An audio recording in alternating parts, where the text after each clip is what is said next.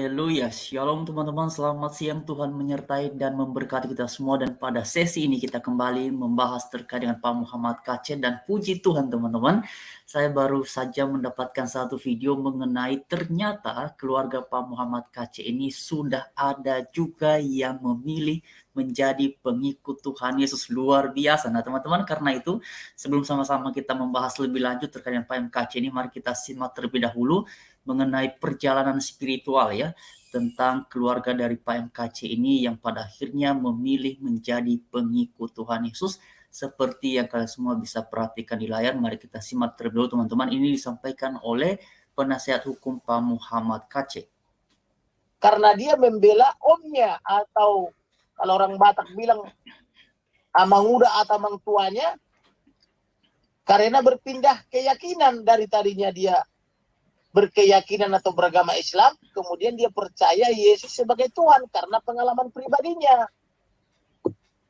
Nah inilah pikul salib. Karena dia percaya Yesus, omnya ini namanya Pak Kiling, maka orang sekampung itu, namanya Kampung Brujul di Limus Gede sana, belum bisa menerima teman sekampungnya beragama selain agama Islam. Maka mereka satu kampung dikomandoi oleh seorang Kiai Haji, kemarin juga ikut jadi saksi itu di pengadilan, dan banyak informasi yang kita korek dari dia. Karena mereka belum bisa adanya perbedaan, maka mereka mengusir Kiling ini. Nah melihat omnya diusir seperti itu pada tahun 2002-2003, maka sebagai keponakan atau sebagai anak MKC ini mencoba menengahi, tapi dia pun menjadi korban juga, dia pun menjadi diusir juga, maka rumahnya sampai didobrak, dirusak kan begitu. Tetapi saya, polisi atau aparatur kepolisian yang ada di situ belum bisa dia bersifat netral atas nama negara, atas nama pemerintah. Seharusnya polisi bertindak sebagai pelindung, penyayang dan pelayan masyarakat. Seharusnya mereka bisa melakukan fasilitator misalnya, atau memfasilitasi untuk bermediasi bahwa negara Indonesia ini adalah negara berdasarkan Pancasila dan Undang-Undang 45, dan setiap orang bebas untuk beragama dan berkeyakinan. Tidak boleh dipaksakan agama dan keyakinan harus sama. Orang Tuhan aja tidak memaksa kita harus sama. Kok kenapa sih harus sama, kan begitu.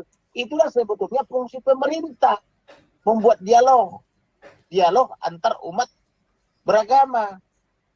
Kenapa orang ini ketika pindah dia dari Muslim, polisi setengah hati membiarkan mereka dipersekusi dan diusir? Lalu di mana fungsi kepolisian sebagai pelindung, pengayom dan pelayan masyarakat? Kenapa dibiarkan orang terusir dari kampungnya? Akibatnya apa? Akibatnya banyak orang dari yang tadinya Islam, sesungguhnya dia sudah bukan Islam lagi, tetapi mereka tetap menggunakan simbol-simbol keislaman seperti berkerudung, seperti memakai peci atau memakai baju koko, padahal hatinya bukan lagi Islam. Dan itu saya temukan banyak di daerah Jawa Barat, termasuk MKC ini, namanya Muhammad Kc, memakai peci supaya seolah-olah dilihat orang dia Islam, padahal dia sesungguhnya hatinya sudah percaya kepada Yesus sebagai Tuhan. Karena kalau dia Islam, mereka tidak sampai kepada Tuhan. Yesus itu hanya sebatas utusan dan nabi. Maka orang Islam memandang Yesus atau Isa itu adalah Nabi Isa alaihissalam. Alaihissalam artinya nabi yang meninggalkan kitab suci, yaitu Injil menurut versi mereka. Tetapi orang yang percaya Yesus sebagai Tuhan, karena dia membaca Yesaya 9 ayat 5 yang menyatakan di dalam satu ayat itu ada 7 nubuatan. Nah, teman-teman sekalian, itu sekilas informasi yang saya harap bisa menginspirasi kita terkait dengan banyaknya pergumulan iman, terutama untuk teman-teman kita yang beragama non-Kristen kemudian menjadi Kristen. Memang tantangannya luar biasa besar sekali, bahkan seperti yang sudah disampaikan tadi bahwa Pak Kc ini dan keluarganya ada yang kemudian mendapatkan tindakan persekusi teman-teman, dan ini luar biasa sekali. Ya ini tentu saja bertentangan dengan teman-teman, dengan konstitusi kita yang pernah disampaikan oleh Pak Yasona Lawli bahwa negara menjamin setiap warga negaranya untuk beribadat, untuk menganut agama. Nah, kalau kemudian ada orang yang berpindah agama, ya harusnya itu biarkan, itu harus dijamin bahwa insan-insan tersebut berhak untuk memilih agama mana yang akan dianutnya. Nah, memang satu hal yang sangat menarik juga mengenai penjelasan dari Pak Kamarudin tadi ya, tentu di setiap daerah ini, di setiap wilayah pasti ada aparat keamanan di sana. Nah, yang kita perlu tanyakan sebenarnya kok kalau di sana ada aparat ataupun ada pihak keamanan, mengapa kemudian orang-orang yang berpindah agama ini bisa mendapatkan perlakuan yang seperti itu? Harusnya kalau ada pihak keamanan, ya pihak keamanan berfungsi tentunya untuk memastikan bahwa ya konstitusi di negara kita harus ditegakkan, dan salah satu poin di dalamnya adalah mengenai keyakinan beragama ini. Ya jangan biarkan satu insan pun kemudian ketika memilih berpindah agama ataupun berpindah keyakinan mendapatkan perlakuan yang tidak adil, yang bertentangan dengan konstitusi kita di bangsa Indonesia. Itu yang kita harapkan, tapi yang terjadi memang Pak MKC sudah mendapatkan perlakuan yang seperti itu. Ya, omnya pun tadi ini juga sudah mendapatkan perlakuan yang demikian. Nah, inilah yang kita sayangkan teman-teman. Inilah yang kita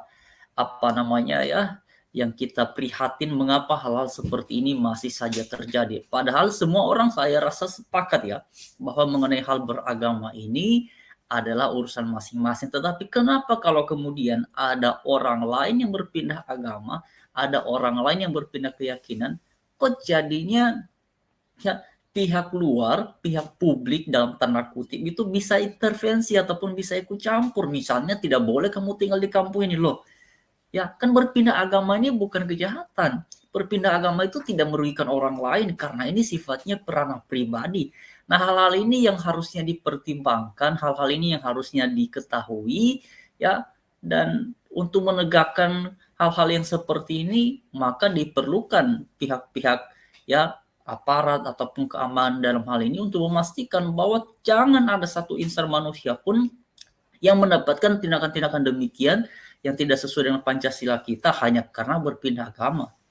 Nah, ini memang teman-teman, jadi inilah proses perjalanan iman yang luar biasa yang dihadapi, dialami oleh Pak Muhammad KC, dan puji Tuhannya sampai sekarang beliau ini masih tetap setia di dalam Tuhan, masih tetap setia di dalam pimpinan Tuhan. Ini luar biasa. Karena itu teman-teman, saya pernah sampaikan beberapa waktu yang lalu pada waktunya nanti apa yang sudah dialami oleh Pak Muhammad KC ini bisa menjadi satu kesaksian yang luar biasa, bisa menjadi satu kesaksian yang akan membuka mata hati insan-insan yang rindu akan kebenaran, bisa membuka mata hati orang-orang yang ingin agar hidup lebih baik di dalam kasih Tuhan Yesus. Itulah yang saya yakini secara pribadi teman-teman. Biarlah melalui apa yang sudah dialami oleh Pak MKC ini pada akhirnya itu bisa mendatangkan kebaikan. Dan kita doakan terus teman-teman, karena memang sampai sekarang tim penasihat hukum Pak MKC masih berjuang untuk Pak MKC ini mendapatkan keadilan yang seadil-adilnya.